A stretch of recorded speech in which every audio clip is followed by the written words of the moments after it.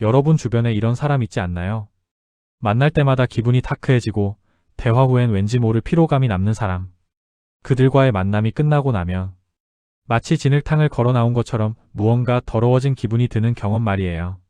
사실 우리는 이미 알고 있습니다. 그 사람의 문제가 학벌도 재력도 외모도 아니라는 걸요. 문제는 바로 생각의 깊이와 행동의 결입니다. 오늘 이 영상을 통해 여러분은 세 가지를 얻어가실 수 있습니다. 첫째, 천박한 사람을 정확히 식별하는 법. 둘째, 그들에게 휘둘리지 않는 구체적인 대응 방법. 셋째, 그 과정에서도 나의 품위를 지키는 법. 이 세 가지만 제대로 알아도 인간관계에서 불필요하게 소모되는 에너지의 절반은 아낄 수 있습니다. 그럼 지금부터 시작하겠습니다.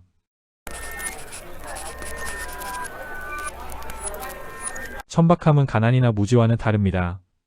역사를 보면 가난했지만 고귀했던 사람들이 있고 많이 배웠지만 천박했던 사람들도 있죠. 천박함의 본질은 사고의 깊이 부족입니다. 생각이 얕으니 모든 것을 표면적으로만 판단하고 즉각적인 자극에만 반응하게 되는 거예요.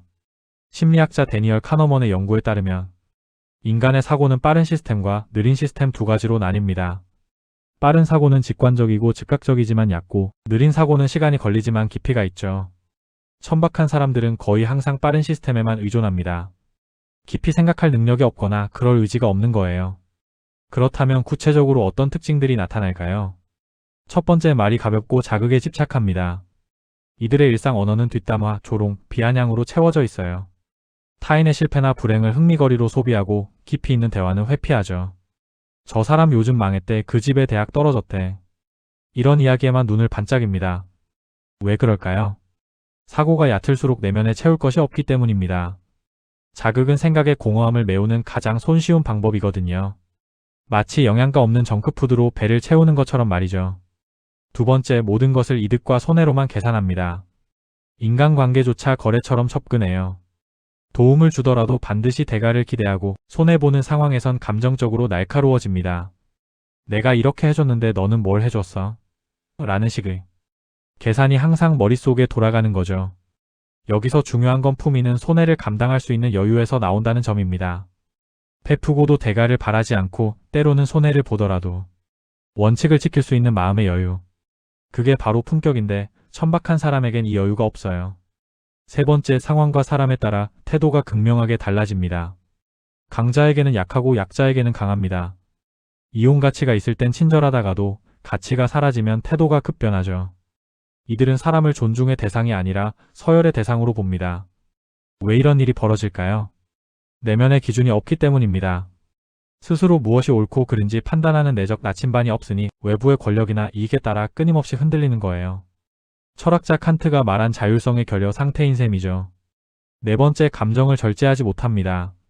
즉각적인 분노, 빈정거림, 공격성이 특징이에요.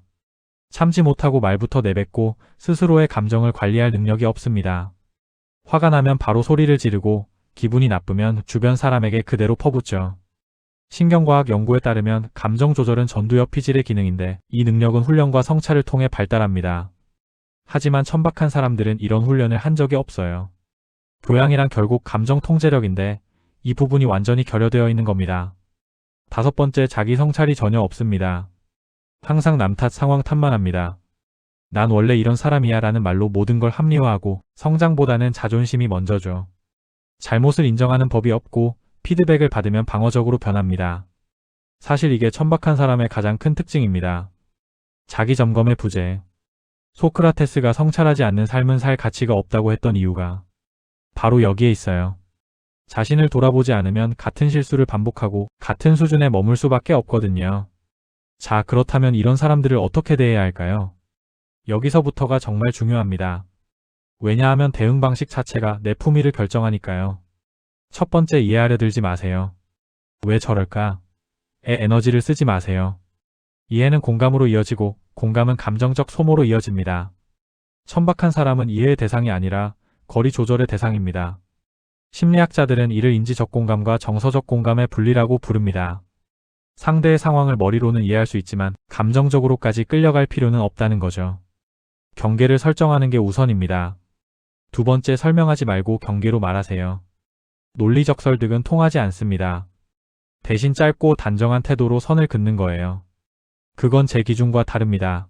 그런 대화엔 참여하지 않아요. 이런 식으로요. 왜 긴 설명이 소용없을까요? 천박한 사고를 가진 사람은 논리보다 권력과 이익에 반응하기 때문입니다. 당신의 합리적인 설명은 그들에게 변명이나 약점으로 비칠 뿐이에요. 차라리 명확한 경계가 훨씬 효과적입니다. 세 번째, 정서적 반응을 주지 마세요. 분노도 설득도 억울한 표현도 하지 마세요. 이 모든 게 그들에게는 에너지원이 됩니다. 당신이 흔들리는 모습 자체가 그들에게 재미와 우월감을 주거든요. 대신 담담함과 무반응으로 일관하세요. 심리학에서 말하는 그레이로 기법인데요. 바위처럼 몸이 건조하게 반응함으로써 상대의 흥미를 떨어뜨리는 방법입니다. 반응하지 않는 사람이 결국 주도권을 가집니다. 네 번째, 인연의 깊이를 낮추세요. 관계를 완전히 끊지 못하는 상황도 있죠. 직장 동료거나 친척이거나 어쩔 수 없이 마주쳐야 하는 사람일 수 있어요.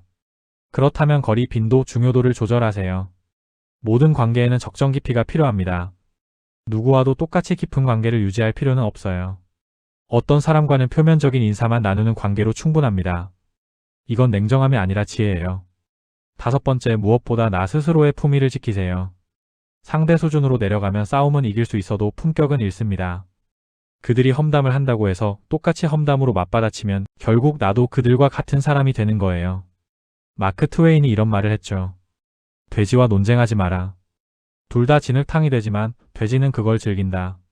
가장 고급스러운 대응은 내 기준을 흐트러뜨리지 않는 것입니다. 침묵으로, 거리로, 담담함으로 대응하되 내 안의 원칙만은 절대 타협하지 마세요. 여기까지 들으시면서 혹시 이런 생각 드셨나요? 그런데 이렇게까지 해야 하나? 그냥 참으면 안 될까? 아니요. 참는 것과 지키는 건 완전히 다릅니다. 참는 건 내면의 상처를 쌓는 거고, 지키는 건 경계를 세우는 거예요. 하나는 소극적 피해이고 하나는 적극적 방어입니다. 천박한 사람은 당신을 끌어내리려 합니다. 그들의 수준으로, 그들의 게임으로, 그들의 감정 소용돌이로 끌어내리려 하죠. 하지만 품이 있는 사람은 다릅니다. 상대를 바꾸려 애쓰지 않고 스스로를 지키는 데 집중합니다. 당신이 지켜야 할 건 상대의 마음이 아닙니다. 내 사고의 깊이와 태도의 결입니다. 누군가 진흙을 던진다고 해서 똑같이 진흙을 던질 필요는 없어요. 그냥 옆으로 비켜서면 됩니다. 그리고 계속 내 길을 걸으면 돼요. 철학자 에픽테토스는 이렇게 말했습니다. 우리를 화나게 하는 것은 사건 자체가 아니라 그 사건에 대한 우리의 견해다. 천박한 사람이 문제가 아니라 그들에게 어떻게 반응하느냐가 진짜 문제입니다. 오늘 이 영상이 도움이 되셨다면 구독과 좋아요 부탁드립니다. 여러분의 작은 클릭 하나가 더 많은 사람들이 품위 있는 삶을 살아가는 데 큰 도움이 됩니다. 마지막으로 이 문장 하나만 기억하고 가세요. 천박함은 타인의 수준이고 품위는 나의 선택입니다. 어떤 상황에서도 당신의 품격을 지키시길 바랍니다. 감사합니다.